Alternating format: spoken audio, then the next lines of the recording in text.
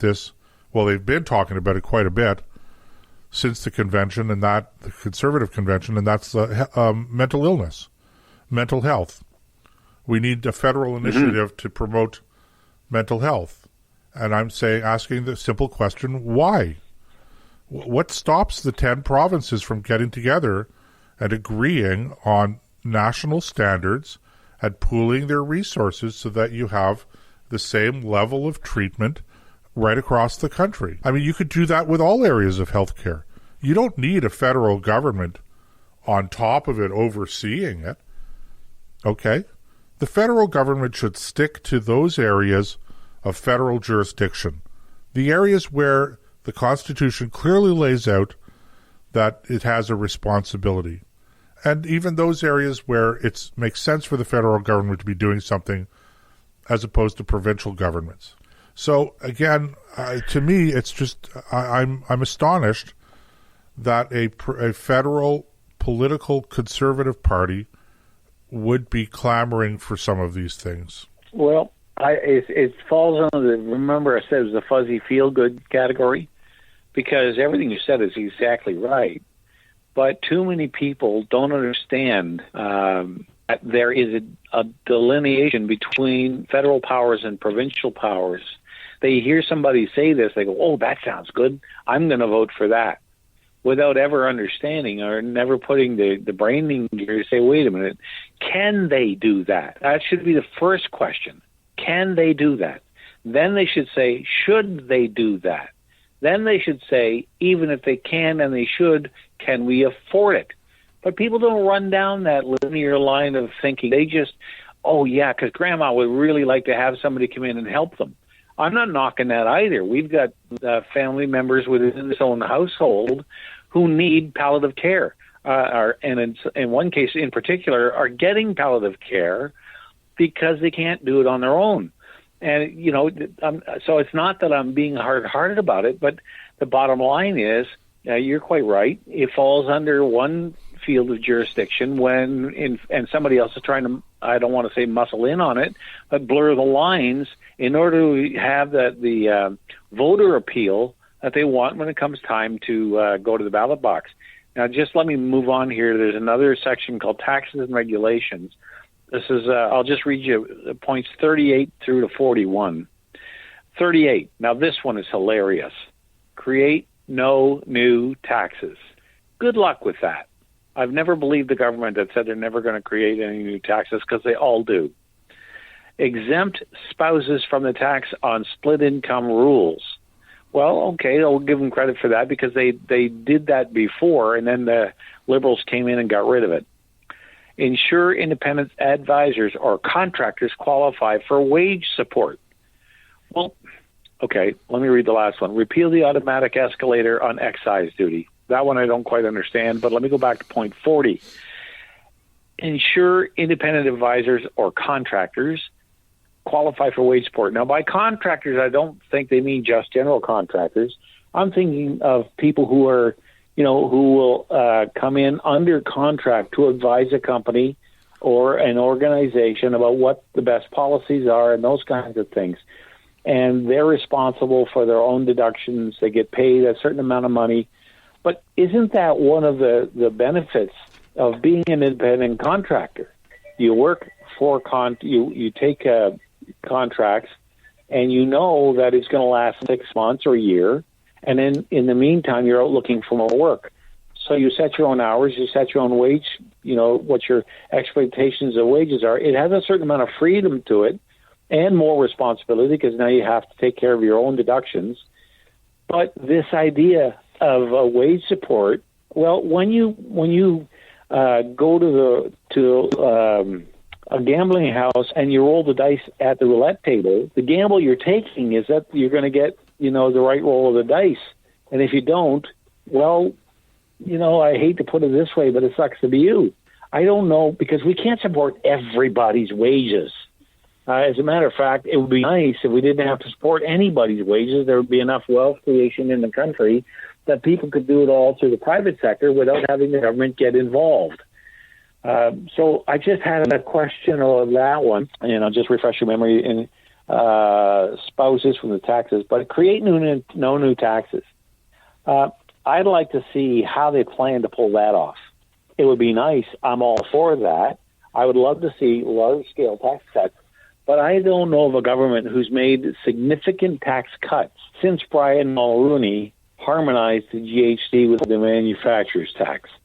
Other than that, can you give me an example of where government made meaningful reductions in the tax burden? Yeah. He didn't harmonize. He cut the manufacturer's sales taxes altogether, wiped them out.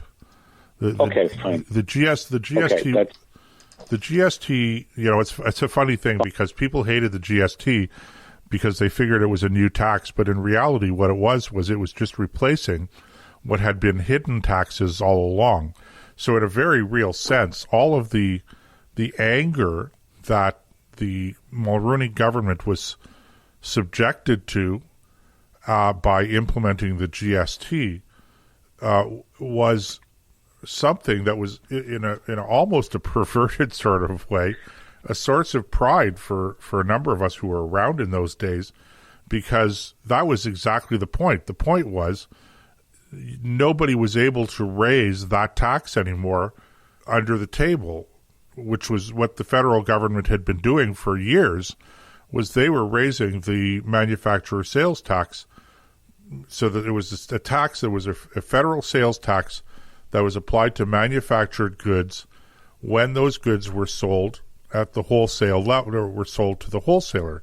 So if I ordered a washing machine that was built in Toronto, for instance, I don't know if they were building washing machines in Toronto at the time, but there might have been a 6% or eventually by the time we got rid of the federal sales tax, it was up to 12.5% on some items. So, you know, it would come off the dock at the manufacturer. The manufacturer would invoice the wholesaler, and the wholesaler was paying the manufacturer's price plus, let's say, 6%.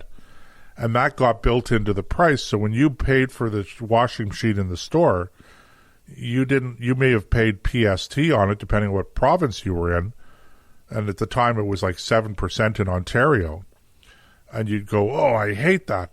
And then next thing you'd know, like a week later, the price of that washing machine might be up 5%. And you go, oh, darn inflation. But really, it wasn't inflation.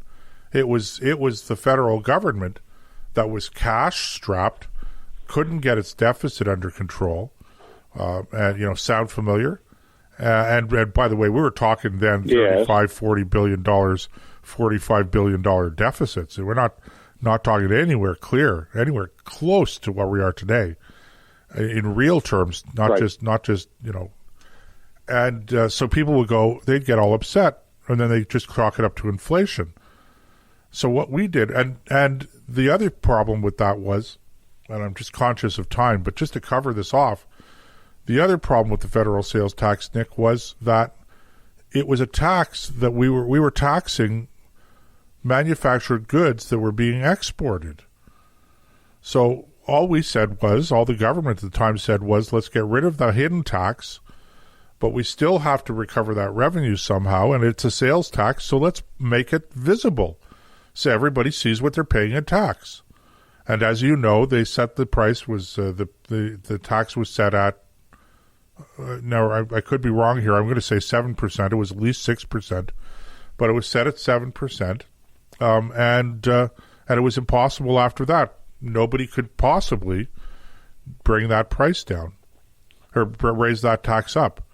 And in fact, the Harper government reduced it down to 5%. That's why we have 5% general goods and service tax. I remember that slogan, 7 to 6 to 5. Right, 7 to 6 to 5. That was one of his slogans. Was 7 to 6 to 5. Yeah. Right.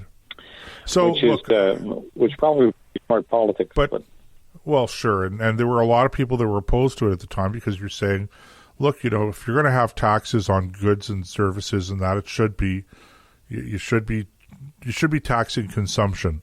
You shouldn't be taxing labor and stuff like that. It's an interesting argument to have, but yep.